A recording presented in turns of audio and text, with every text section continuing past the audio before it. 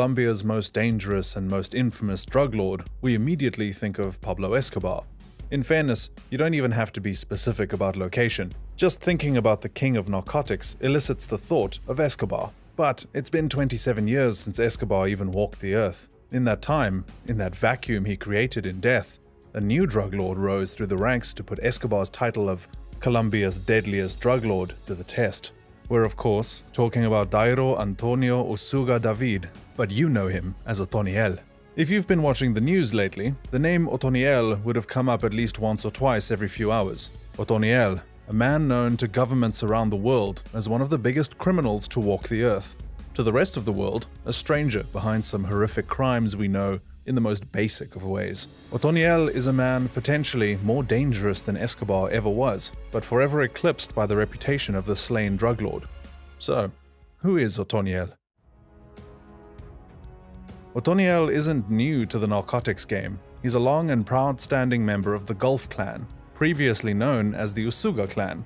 When Otoniel was younger, his brother was in charge. He worked with his brother until a New Year's Eve party turned into a raid, where the police shot and killed the then leader of the Gulf clan. Before the Gulf clan, Otoniel jumped around from various guerrilla and paramilitary groups when in 2005, he officially joined the Gulf clan. In the wake of his brother's death and in need of leadership, Otoniel took over. 10 years later, and the Gulf clan is considered the most powerful crime syndicate that Colombia has ever seen. The US described the group as armed and extremely violent.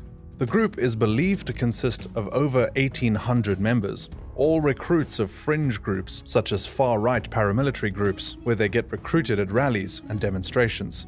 The group holds a substantial amount of power throughout Colombia.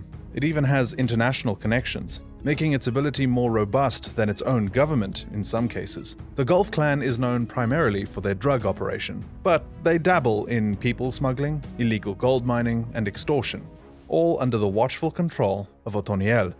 They control an insane amount of routes for smuggling their narcotics across the US border, but it doesn't end there. They have routes around the world from the US all the way to Russia. The Gulf clan's influence and power are far-reaching. To further express that, members of the group have been arrested in multiple countries such as Peru, Spain, Brazil, Argentina, and Honduras. Colombia has always struggled when it comes to its drug lords. After signing a peace pact with the FARC guerrillas in 2016, they thought things would turn around. Instead, a nationwide increase in extremism and violence engulfed the country. The blame for this rise in violence was placed squarely on Otoniel's Gulf clan and its members, who refused to abide by the treaty and lay down their weapons. With Colombia being the world's biggest producer of cocaine and the US as one of its biggest clients, Otoniel was a man with many high-profile enemies and a series of hefty bounties on his head to match. By 2021, Otoniel and the Gulf clan had over 3,800 members and a strong presence in 12 of the 32 provinces in Colombia. Otoniel became the fixation of the governments who hoped to bring him to justice and tried to diminish his organization's standing in the Latin world. The United States offered up to $5 million just for information that could lead to Otoniel's arrest. Colombia was offering $800,000 for information relating to Otoniel. If someone revealed information, they'd receive both rewards, which showed how seriously both countries saw the threat of Otoniel and how desperate they were to catch him. Otoniel managed to evade capture numerous times, having built deep connections in the jungle, most of which were built on fear.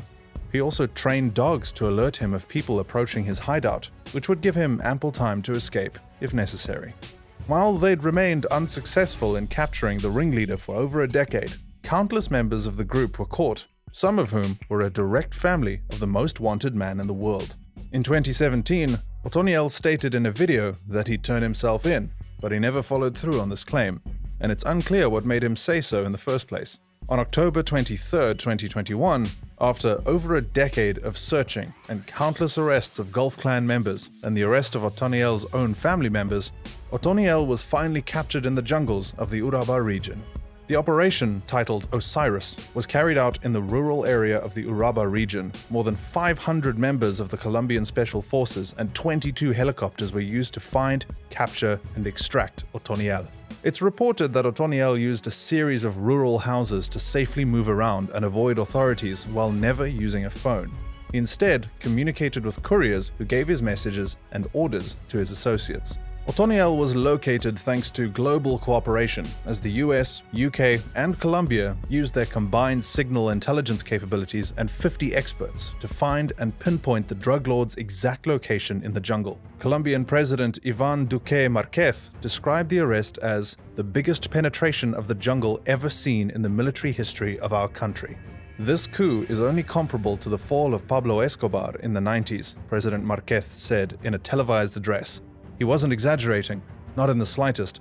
Otoniel was the most feared drug trafficker in the world, a murderer of policemen, soldiers, social workers, and a recruiter of minors, he stated in his address. In the same address, President Márquez went on to say, "To all criminals and narco-traffickers, either you surrender or we will come and get you." A statement that, a day ago, wouldn't have frightened anyone, but now had the proof of Otoniel's capture that gave the warning credence. A big factor in Otoniel's demise was due to betrayal. While the Gulf Clan is seen as a coup attempt by the Colombian government, it's clear that there wasn't an internal coup taking place to usurp the power Otoniel had over his people. The Colombian police chief, General Jorge Vargas, stated that a lot of Clan del Golfo's people betrayed